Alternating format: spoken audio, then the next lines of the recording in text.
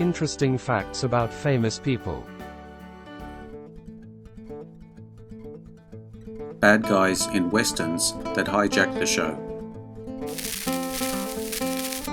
On this channel, I talk about the best western actors a lot, but from time to time we need to also give some space for the black hat guy or girl, the bad guy or the villain.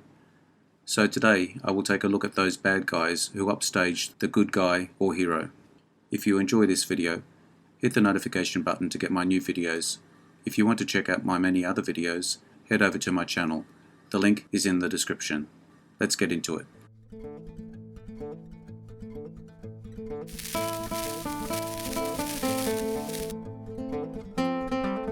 Jack Palance as Jack Wilson in Shane, 1953. Palance quite often portrayed evil incarnate on film, playing some of the most intensely wild villains seen in 50s westerns and drama, exaggerated by his tall and powerful build, icy voice and piercing eyes, earning 2 Best Supporting Actor nominations early in his career. Simply the best. This hired gunfighter is a dispassionate, cold, professional killer who obviously enjoys his work. You'll know him when you see him. Packs 2 guns, kinda lean, and wears a black hat.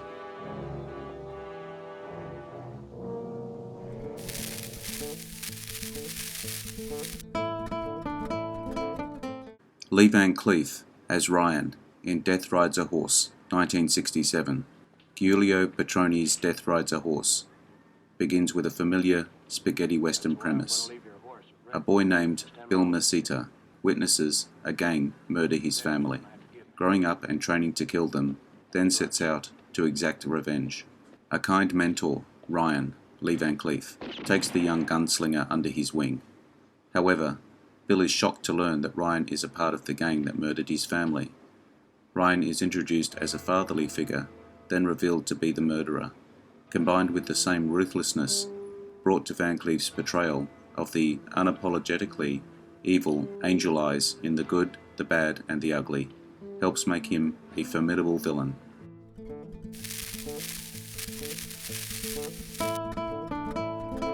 Robert Mitchum as Preacher, Jonathan Rudd in 5-Card Stud, 1968.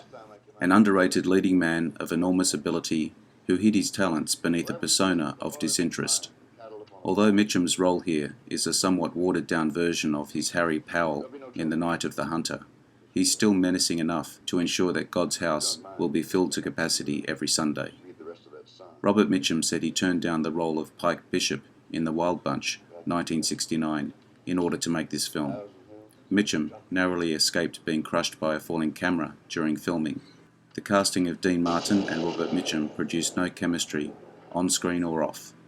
Martin stayed in his trailer all the time, watching television when they were not filming, and the critics felt he had just phoned in his performance.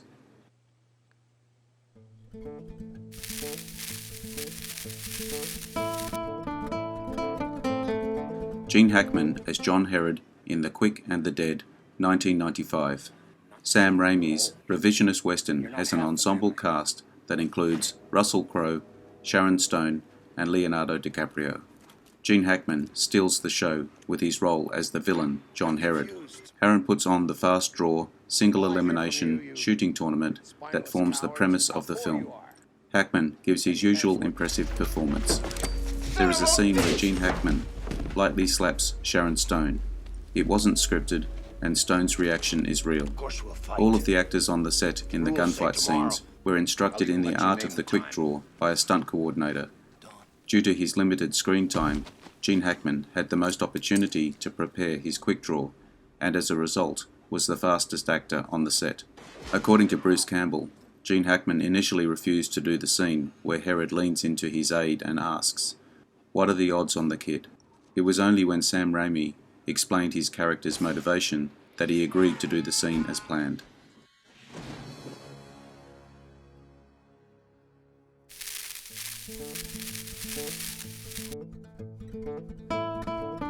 Richard Boone as Grimes in Hombre, 1967.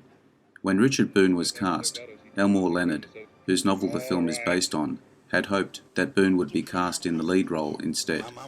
Paul Newman, Richard Boone, Frank Silvera, and Martin Balsam are all Jewish.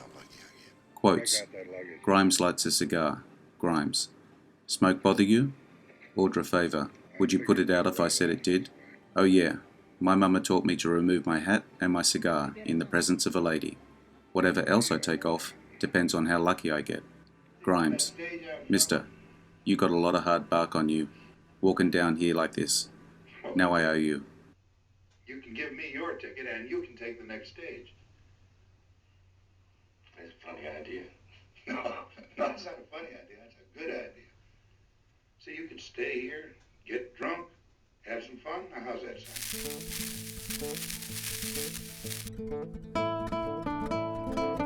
sound? Eli Wallach as Calvera in The Magnificent Seven, 1960.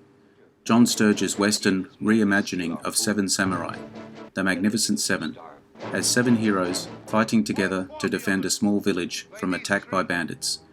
The seven include some of the most iconic actors: Yul Brynner, Steve McQueen, James Coburn, but it was the Western genre legend, Eli Wallach, who stole the show as the leader of the bandits, Calvera. Calvera is an evil villain who will stop at nothing to get what he wants. Wallach, who would later play the memorable role of the unscrupulous Tuco in The Good, the Bad and the Ugly, has a ton of fun every time he's on screen.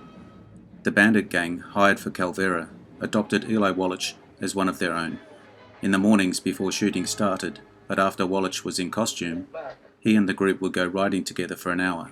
Wallach wore a silk shirt and sported gold rings and teeth, because he wanted to show what the bandit did with his loot.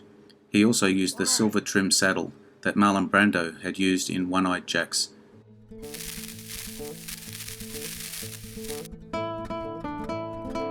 Walter Brennan as Judge Roy Bean in The Westerner, 1940. In many ways the most successful and familiar character actor of American sound films, and the only actor to date to win 3 Oscars for Best Supporting Actor.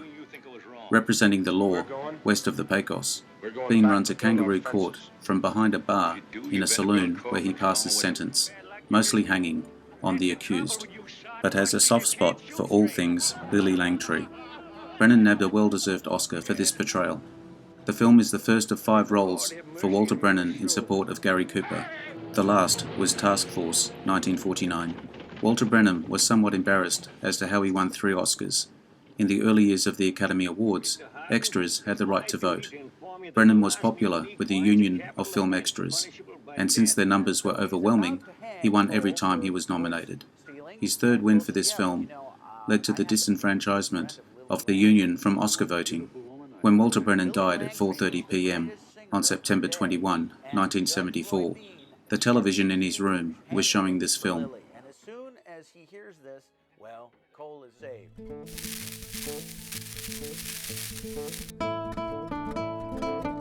Ben Foster as Charlie Prince in 3:10 to Yuma, 2007.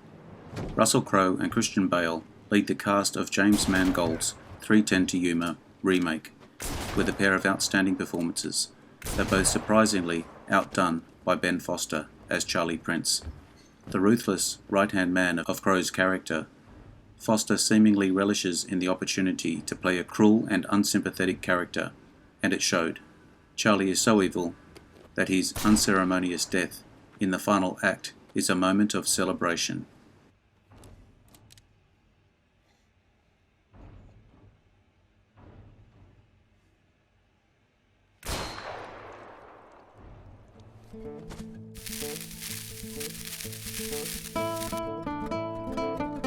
Bruce Dern as Longhair in The Cowboys, 1972.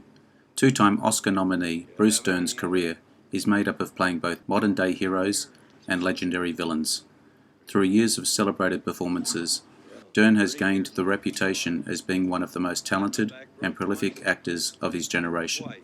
Asked if he was intimidated working with John Wayne, Bruce Dern answered, "I might have been, but at the start he said to me, 'I want you to do us a favour,' including himself, director Mark Rydell, and the scriptwriters. He said, 'Consider me to be somebody you can publicly kick the shit out of 24 hours a day on set. I want these little kids, playing the cowboys of the title, to be terrified of you. He gave me carte blanche to just treat him like, well, you get the idea. So I was talking back to him and stuff, and he would call out, "Hey, Mr. Dern, would you get over here?"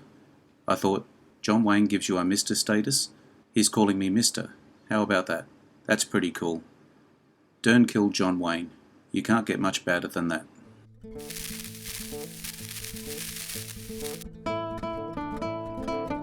Lee Marvin as Liberty Valance in The Man Who Shot Liberty Valance, 1962.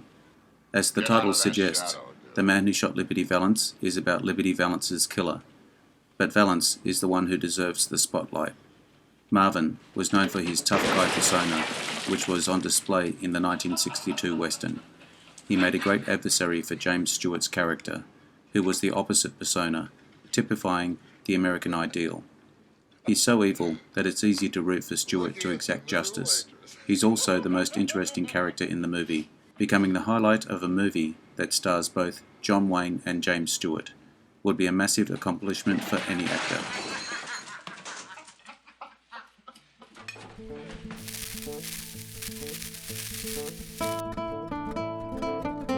Gian Maria Volonte as El Indio in A Few Dollars More, 1965. Sergio Leone's first sequel to A Fistful of Dollars.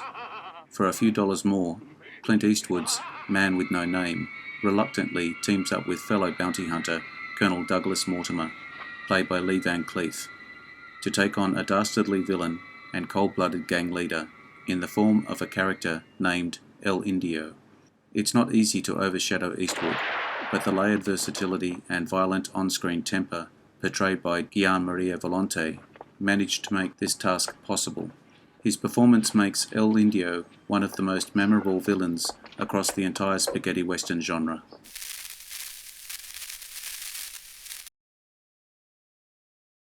Thank you for your time today. I hope you enjoyed the video. Let me know what you think in the comments. I appreciate likes and subscribers. Hit the notification bell to get my new videos. Take a look at my channel. The link is in the description. Bye for now. See you again soon.